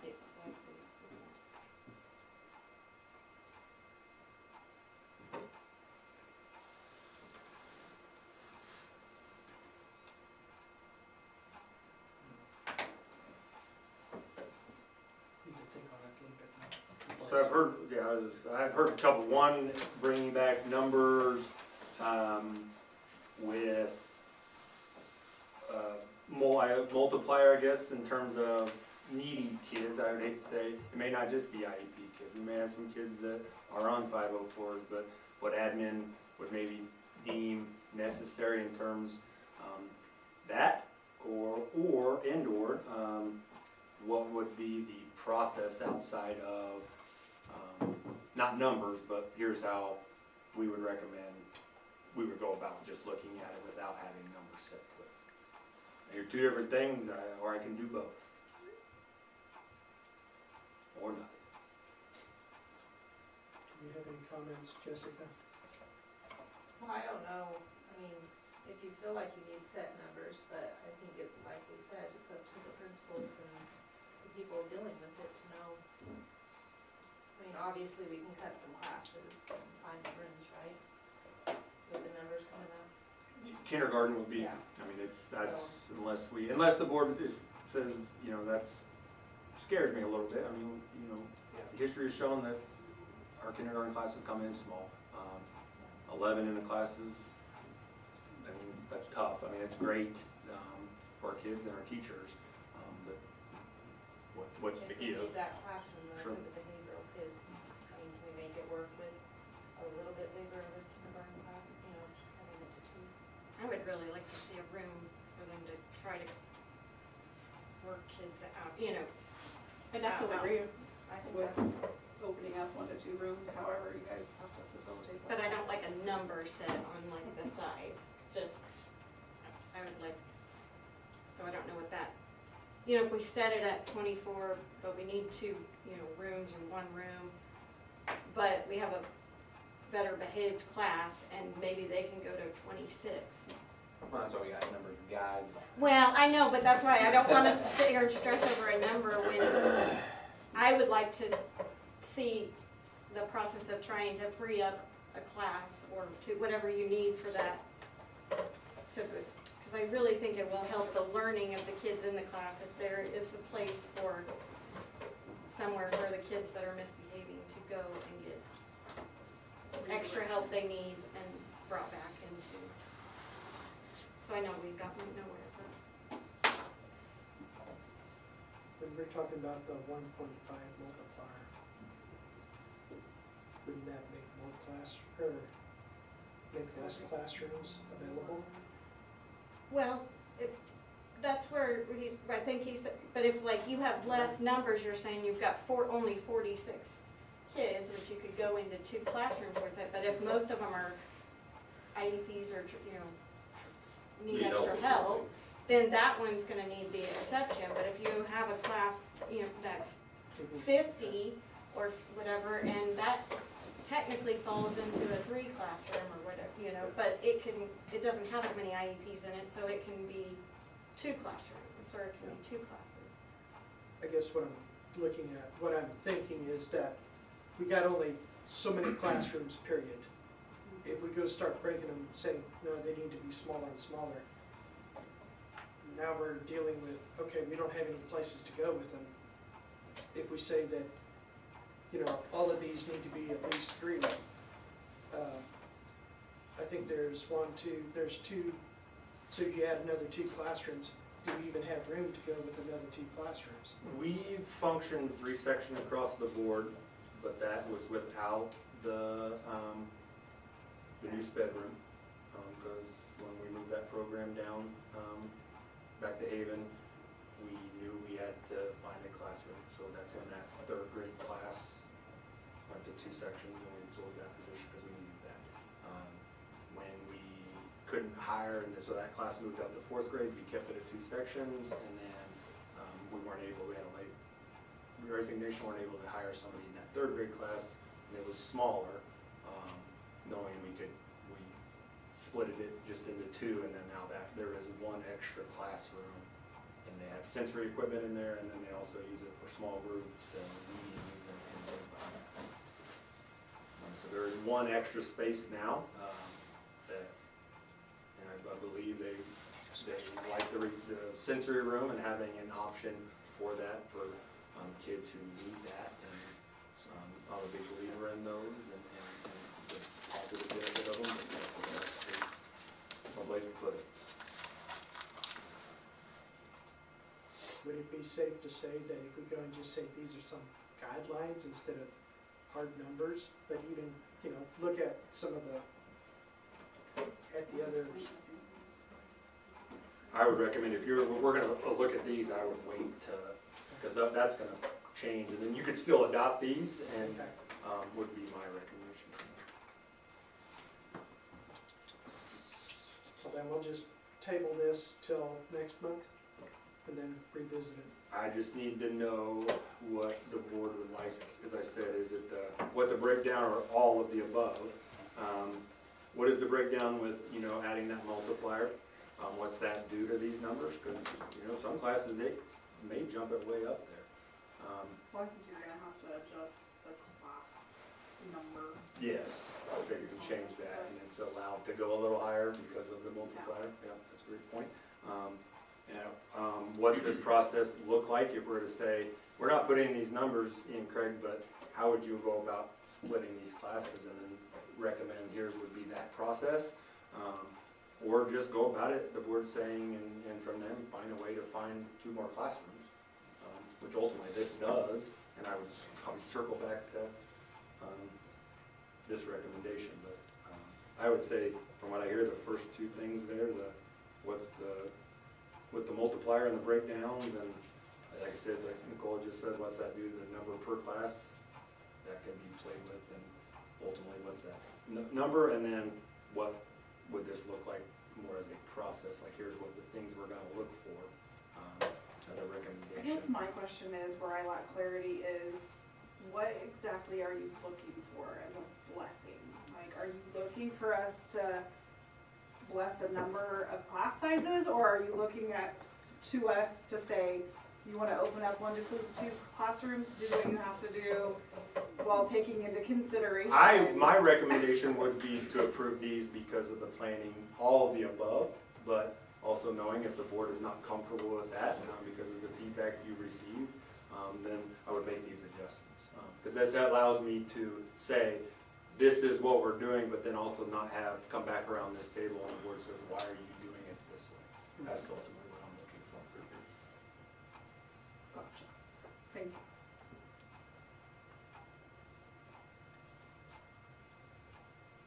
So, I think we'll just see what those numbers look like, bring it back next month, unless somebody else has something that they would rather see happen tonight. Do that, and then we'll try to make a final decision next month. Does that sound reasonable to everyone? Okay.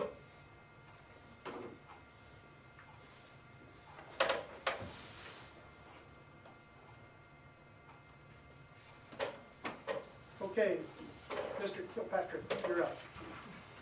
All right, I'm not going to speak a whole bunch because I have something I've been dying to show you guys. Real quick, before I get to the good stuff, some notes since I'm presenting this week, or presenting this month, and Craig said I didn't need to do a board report, so just thought I'd mention a couple things. We currently have a counselor position posted for the middle school, and that person will also teach our career and life planning classes. I know Craig and I are going to meet tomorrow to discuss how long we want to leave that open. We have 2 applicants currently. Look pretty promising, but then we'd like to get maybe a couple more just to make sure we're covering our bases there. I know, I think he's included this in his notes to you, or soon will. Mrs. Weisrod is retiring. Our intention, kind of talking as an admin team, is we're going to propose to you guys, we create an interventionist position for the middle school and high school. That's based on middle school and high school needs assessments, teacher feedback. So rather than get another science teacher, which we're able to cover with our current staff, we would eventually, we'll bring to you, or Craig will bring to you, the recommendation to get interventionists. If you've been tracking Laurel and I's board reports previously, the middle school league, and including the high school league, is adding, has approved to add Cheney as a member school. Garden Plain and Wichita Trinity have also asked, and have formally asked to join. We have a meeting Wednesday to discuss further, kind of based on what we've talked about in the past couple of years since Lyons left. I think Garden Plain will for sure probably be accepted, based on the feedback I've gathered. I'm going to guess Wichita Trinity's probably going to be a hard no unless they'll surprise us on Wednesday. So we'll keep you posted on that. Track season's just around the corner, March 2nd. That will be our last middle school sport of the year. And then currently underway is Middle School Scholars Bowl. Our 7th grade last week took first place, so we're off to a good start there. The 8th grade's been doing really well in pool play, and then they get the bracket play, and it kind of falls apart a little bit. So they're getting it figured out, but we host tomorrow, so hopefully we bring home 1st and 7th and our 1st and 8th.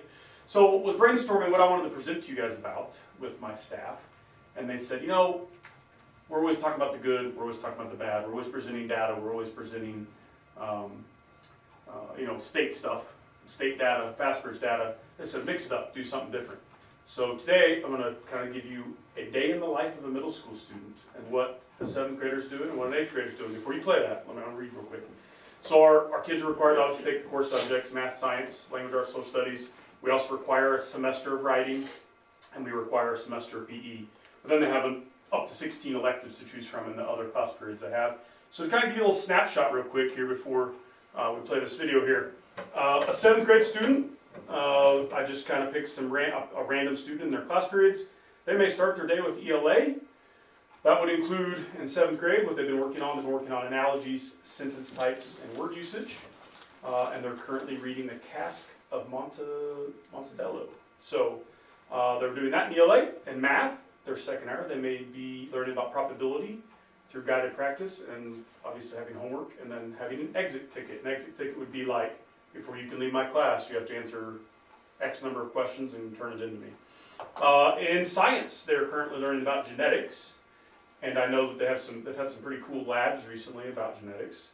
And then social studies, which is Kansas history, world geography. They're learning about Native American tribes in Kansas and how they evolved from hunter-gatherers to farmers, and then their first interactions with Europeans.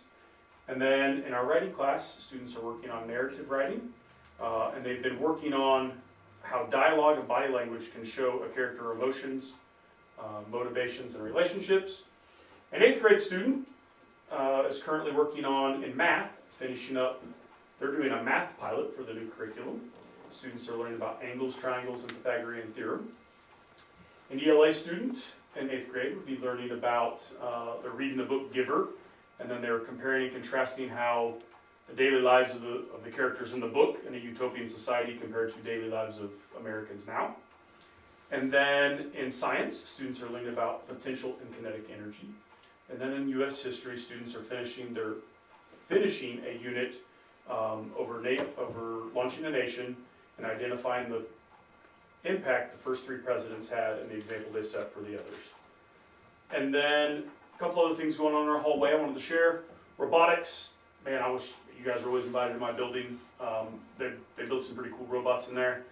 They are currently building robots to compete in challenges. The current challenge is freeze tag. Students drive around and try to depress the other bumpers on the bot, which then turns it off. So it's kind of a competition there. They got to build it, they got to program it, and then they will compete a little bit. They've done them I've been in there where they have like the claw picks things up. They've done one where it's like battle bots. They kind of run into each other and stuff. And then I definitely didn't want to leave out the counseling piece of it. We're obviously working on our character strong lessons, but with that, I know Beth and Rachel have started what they call a character dare. That always corresponds with the SEL lesson. And there's a wall, if you ever in our hallway, there's a wall that has a character dare for the day, maybe like an act of kindness or doing a good deed or something like that. And if a student adds to the wall, they get entered into some pretty special prizes from Mrs. Bluebaugh and Mrs. Kelly. So, without further ado, and I'll answer any questions after Kane Ray, and if you ever wonder what it's like to be a Haven Middle School student, you're about to find out. Let's go take a look behind the scenes. We have the office with KP and Mrs. Carlson, and then back here we have the science and social studies rooms. Let's go take a look inside.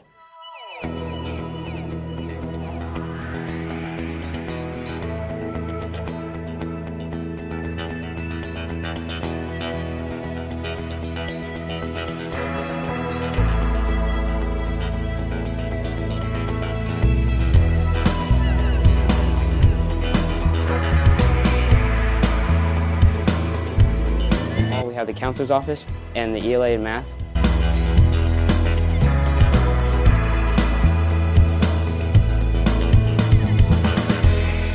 Here with an absolute banger. You want to know something great?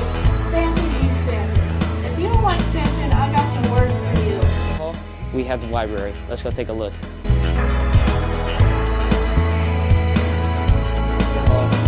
We have the locker rooms and the gym, and then over there we have the cafeteria, my favorite part of the day.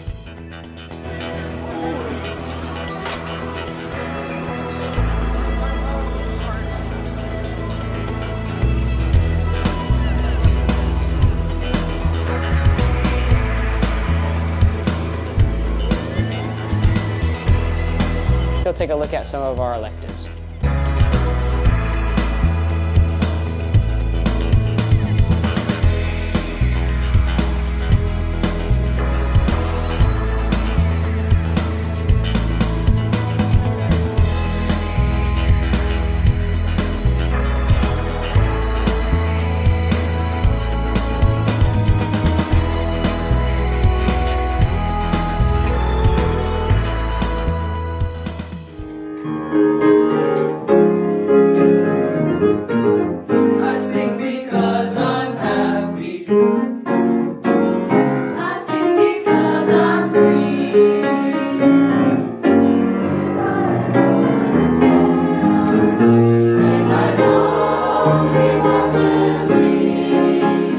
This has been Kane Ray. Thanks for watching.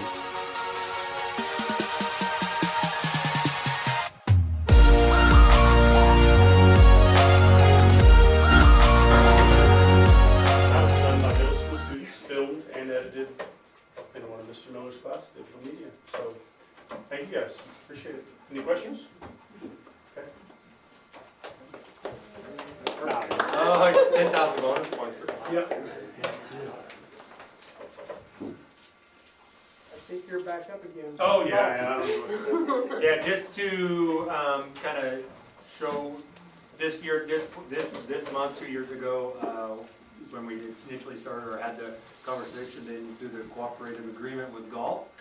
So not looking for any action tonight for a couple of reasons. One, we've both Jared and I have talked to respective peers at Nickerson. They're for it in terms of who's on staff now. Their current coach is retired, and they just want to double check to make sure whoever they hire is okay with that. And so Jared will talk a little bit about that, answer any questions, but really just kind of getting it on the radar. If there's any, we'll bring back costs and things like that next month. You know, and ultimately, if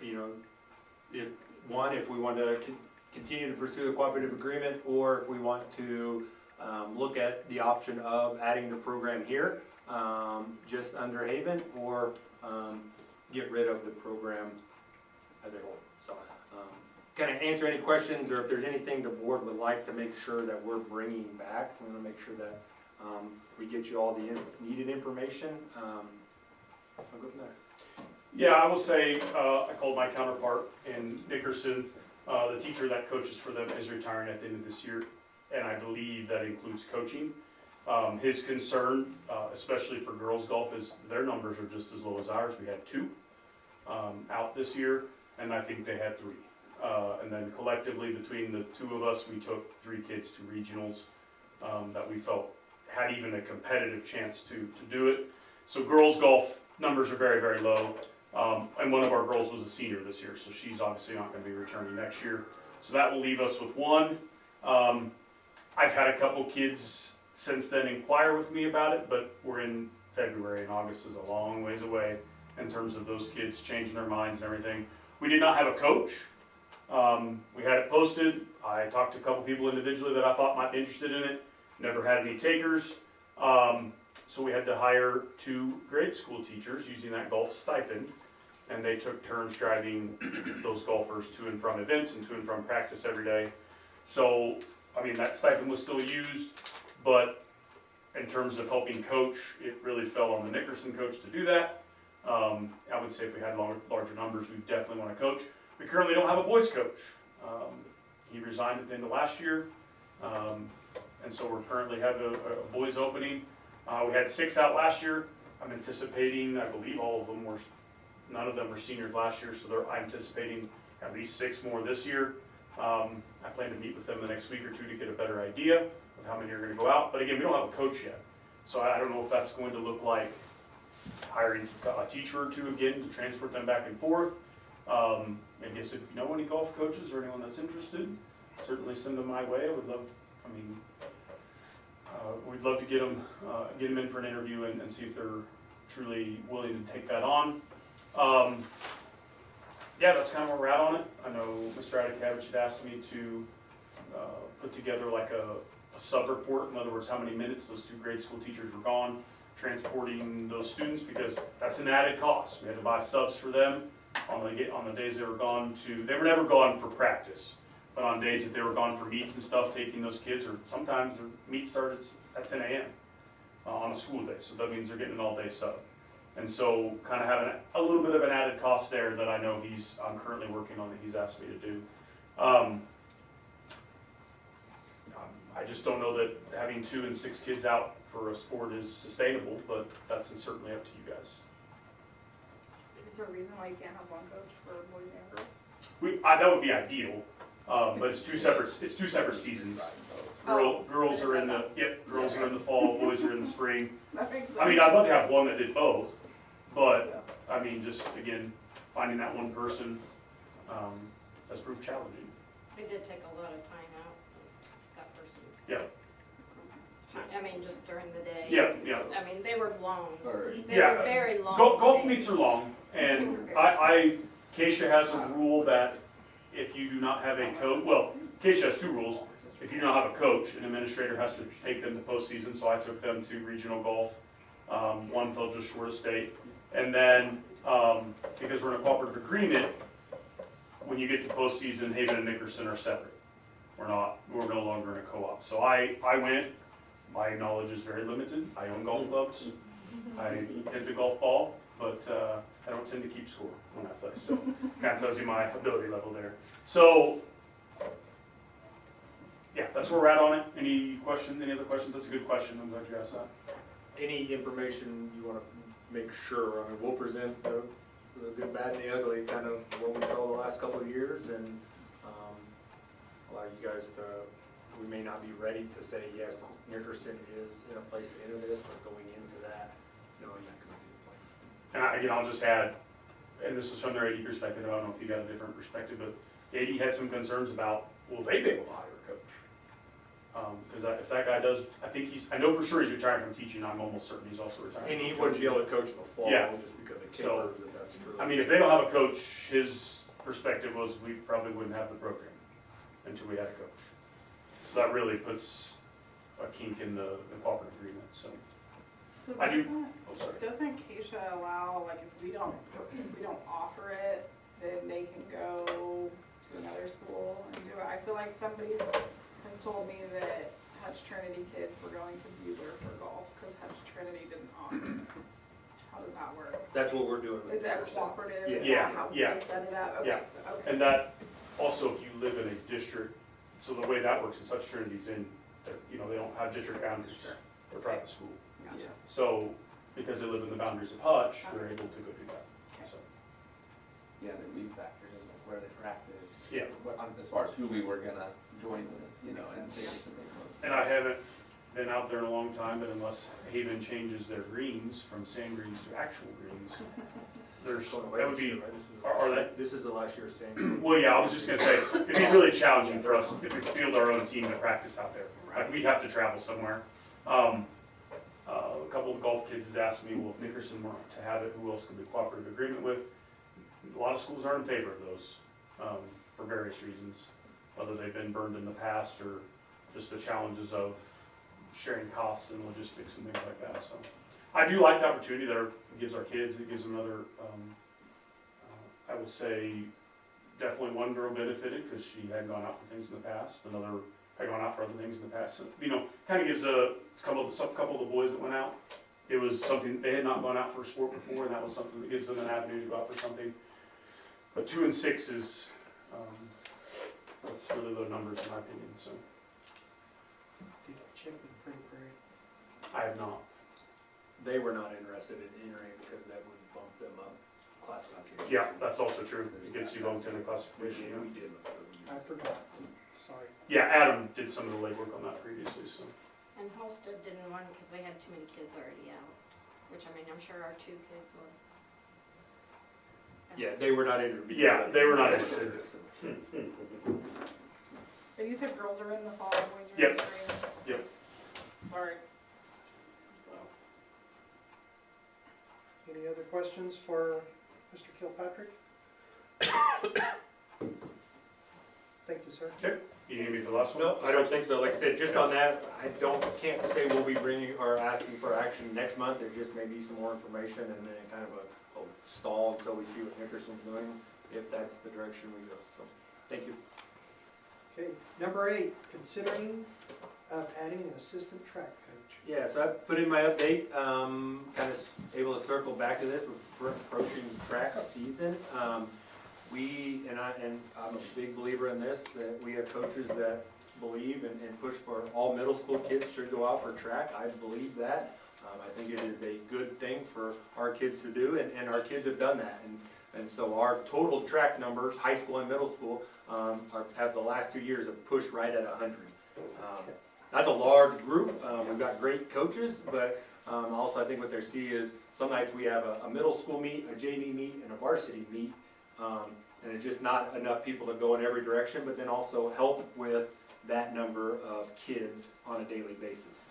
So it'd be my recommendation to add 1 assistant track coach for 2 years, because we do see another big 2 classes coming in, and then kind of see what the next 2 years numbers look like. If we see a large drop off, then we wouldn't make that recommendation for that position. But knowing we're going to go into this in 2 years, we're going to then reassess. It wouldn't be a full-time ad, because here in, certainly when those first, second grade classes get up there, the numbers wouldn't warrant that. But I think it does right now, so that would be my recommendation on that, and I can answer any questions.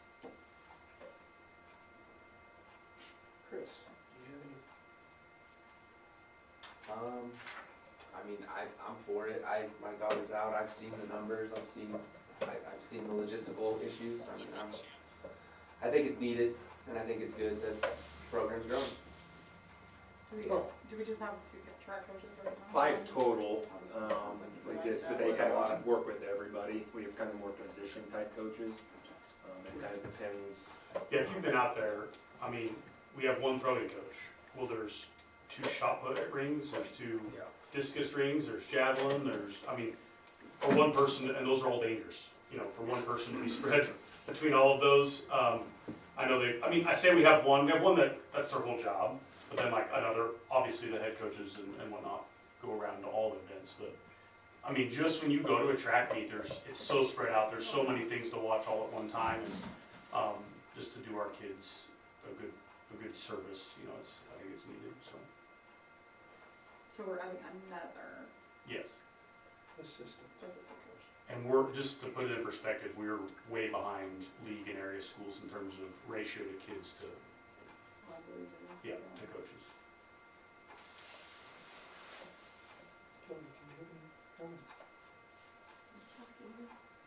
Ron? Jessica? Okay. Does somebody want to make a motion to add? Sure. Okay, I'll make a motion to add an assistant track coach. I'll second.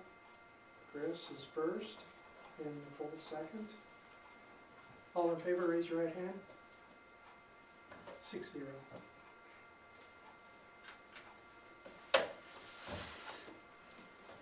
Thank you. Okay, that brings us to number 9, executive session to discuss non-elected personnel, so I will read the motion. I move the board recess to executive session to discuss issues related to non-elected personnel under the exemption of the non-elected personnel exemption. Whoops, it looks like it's doubled here. Under KOMA, the open meeting shall resume. I'm saying that it'd probably take 30 minutes. So at 8:40. That's 8:42, Kim. Good one. Okay, 8:42. You guys know what you have, Christie? Okay, to include the board, and then we'll invite Craig in later. I'll make that motion. Anybody second?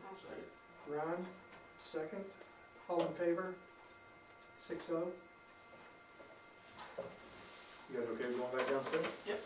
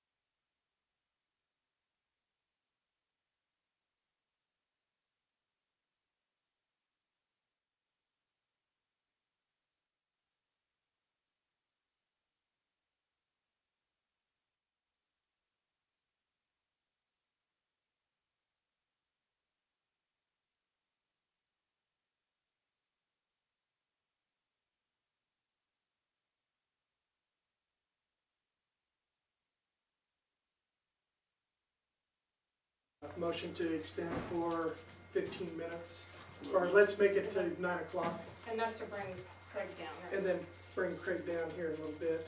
Yeah, within that 15 Yes. minutes? Okay. Do I have a motion? Second. I second? Or do you? I wasn't- Made the motion. Okay, made the Then motion. who seconded? Kelly? Kelly, all in Okay. favor? Right, man. 6. And it won't be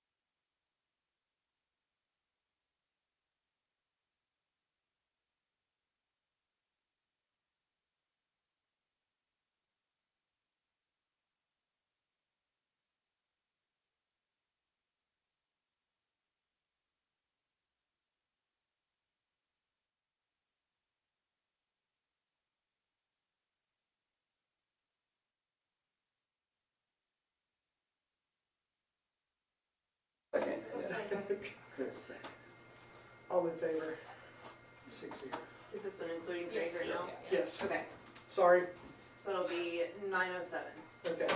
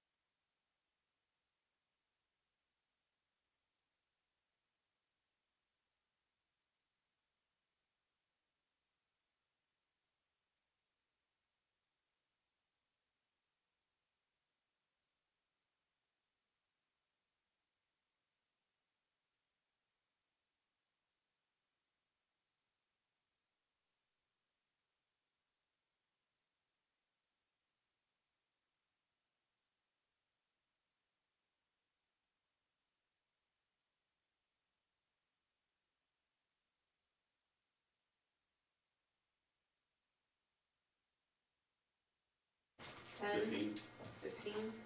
let's do 15. Okay, who's seconding? Your second. Any in favor?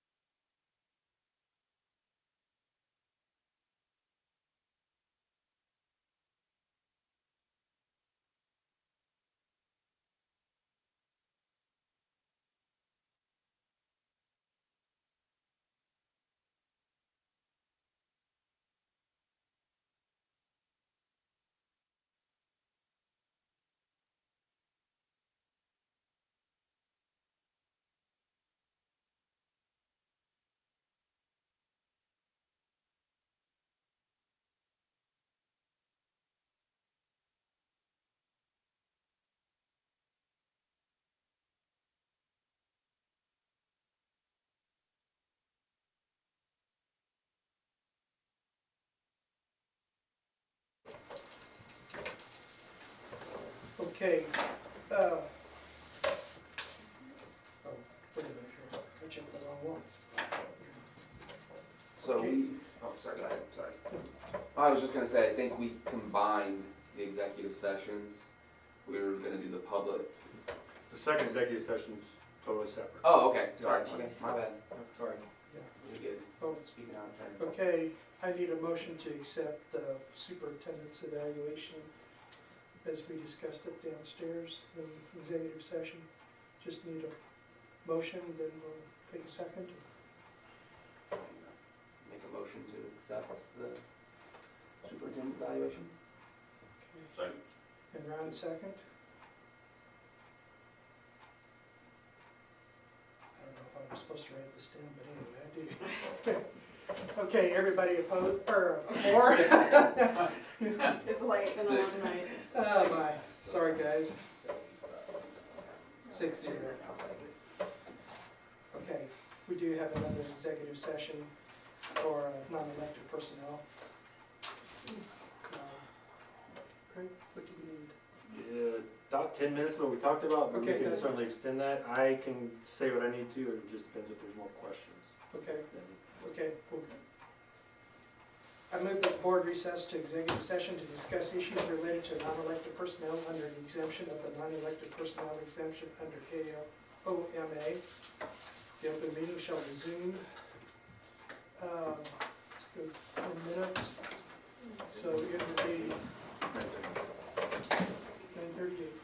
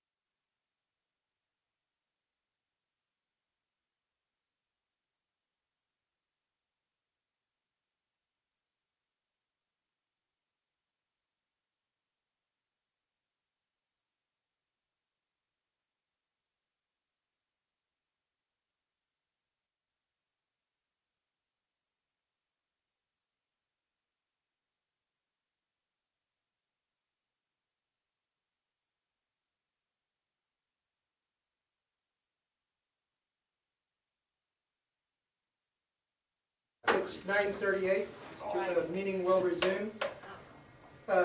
Approval of contract and work agreements.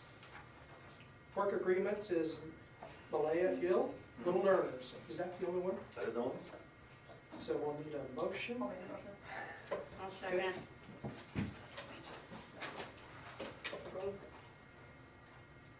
Nicole and Okay. Kelly second. All in favor, right hand? 6-0. Now, for the last and lonely one, how long do you guys want to be here? Want to be, go out then?